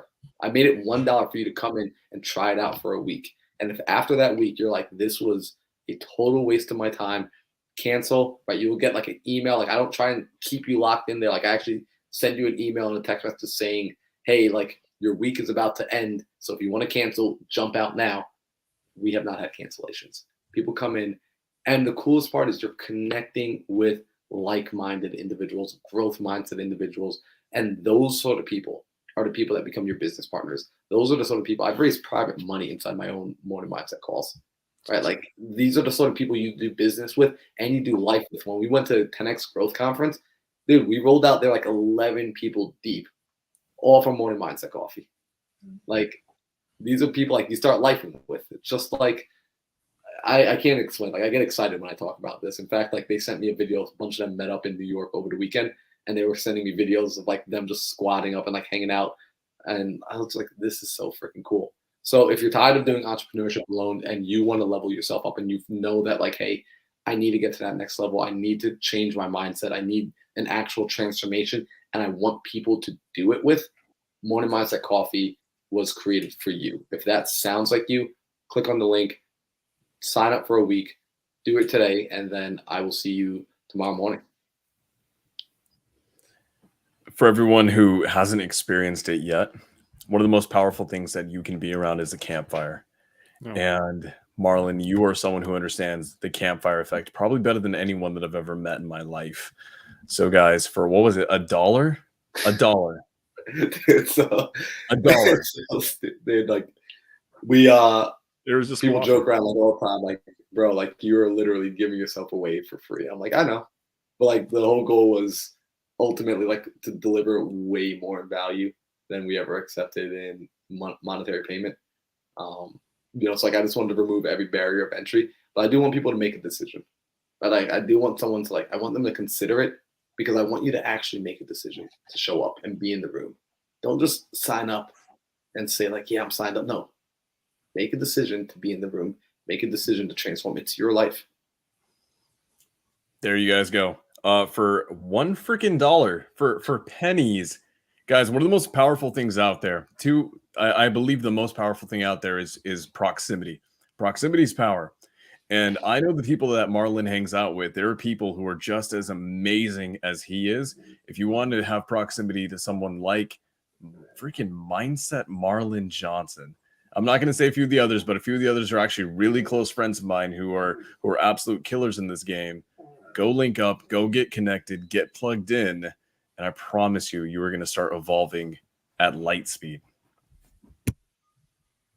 It's amazing. Marlon, just want to say thank you so much for sharing your story today. It was really cool to hear about your upbringing and how that really shaped you from going to private school and recognizing that you're different than people and how you thought and how you thought differently. And then you turn that into your greatest superpower and making the transition into parkour to real estate, and just the person who you are today is somebody who just actually cares and who actually wants to pour into people. And just really thank you so much for sharing your wisdom, your time, and your energy with everybody today. And even the fact that you have a resource that someone is inspired at now, they're excited, giving them an opportunity to go take action, which at the end of the day, we all know that feelings come and go. But if you can turn that feeling into an action, and then you turn that action into a community and a campfire, that's what's going to keep you going forever. So this interview is it's exciting, right? But if you just let that interview leave you excited and then you don't do anything with it, it'll go away. But if you turn that and you turn into a community, go to get around a campfire like Marlon's, that'll last you forever. So just want to say thank you so much for coming on here, sharing your wisdom, sharing your insight. And again, if you guys are interested, go follow. Well, number one, go follow Marlon on Instagram. That's for free, right? And then if you want to go get part of his community, it's a freaking $1 for the first week, which is freaking insane. So go try it out, right? And then honestly, go listen to his podcast. He hosts an amazing podcast that's free as well, and he interviews some really high level entrepreneurs, some really cool people. He actually interviewed Sam on there, and he actually interviewed me. So if you guys want to hear our stories, go check that out on Into the Mind. He's got it on all the freaking platforms: Apple, Spotify, probably Google. I'm not even sure, but I'm sure it's everywhere, right? You can just Google it; it's everywhere. But Marlon, any final words of wisdom that you want to share with the audience here today? Yeah, well, first off, I just want to say, Logan, Sam, thank you so much. It absolutely was an honor to be here. I normally am on the other side of the microphone, so I really appreciate this experience. I can't even express how much I appreciate it, because it's giving me an opportunity to grow, right? It's giving me an opportunity to get better and to be able to share my story, and hopefully somebody this resonates with them. Hopefully somebody sees and feels wow, I think very similar to him. I like, oh my gosh, I'm going through that too. And they understand they are not alone. And what I want to say to people is if they find themselves right now in that situation where you are recognizing that you are starting to think a little bit differently, right? And you're kind of at that phase where you're understanding, okay, I need to actually cut out the people that I've spent time with. Like those are some of the maybe more toxic relationships in my life. And you're now going and entering into this phase of isolation, self-induced isolation, which is absolutely fine. Like I think it's one of the healthiest things people can do. Recognize that during that time you might feel like, man, like I'm just totally alone. And that's not true. If you watch this and you watched this up until this long, you're now seeing men on the screen who genuinely know what you're going through. And we want to let you know that there is something on the other side as long as you keep going. There's a new community, there's a new group of people to connect into that it will blow your freaking mind how amazing and how awesome these people will be in your life. And just keep going. Right? If that resonates with you, keep going. And if it resonates with you, like what Sam and Logan are doing here with these origin stories, with the guests that they bring on, it takes a phenomenal amount of work. It takes time, it takes energy, it takes effort, right? They're not getting paid for this in any way, shape, or form. So please recognize like that if they're putting so much value out there, and if it's being valuable to you, share it, right? Actually take the time to share it. And I don't mean just like one of those super generic, like just recopy and paste and put it on your Facebook page. I'm talking like actually think about like, you know what? I know somebody who needs to hear this, right? Or they need to see the episode that they did with Laura Morby, or that they did with Cody Barton, or that they did with JJ, and push it directly to that person and say, hey, you know what? I found a lot of value here, and I thought about you while I was watching it, and I want you to receive this value as well. Pass that gift on to somebody else. Yeah, and that's for free. And same thing, like go subscribe to Sam. Has got a YouTube now, so this is actually showing on Sam's YouTube. So Sam, what's your thing? What's your handle? Oh yeah, no, the handle is just go search me up. It's Sam Singh. Still working out the whole youtube.com/thing that's pending. So go find Sam Singh on YouTube. If you're watching this on my YouTube, make sure you're subscribed, and also go subscribe to Marlon Johnson. He's on YouTube as well, and that's all free. Like, go do it. Like, go show some love. If you got any value, anything from this, like, first off, subscribe, like it, comment on it, and then, like what Marlon said, like, go share it, and like, should we be intentional with who you share it with, and serve somebody today. Like, go take action. Take action on something. Whether it's a comment, that's an action. Whether it's going and joining Marlon's Mindset Coffee, like, go do something. Take some action today. Do something that makes the world a better place. And so again, Marlon, thank you so much. Sam, thank you for real for just being an amazing co-host and always showing up and always providing so much value, and just appreciate everything that we're all doing together as a community, and just appreciate what we're doing with this podcast. And this is the Origin Story podcast. And so thank you so much for being part of it. Sam Singh is our lovely co-host, Marlon Johnson, amazing guest, and I'm one of the hosts as well, Logan Mazanares. So until next time, guys, we'll be back. We're out.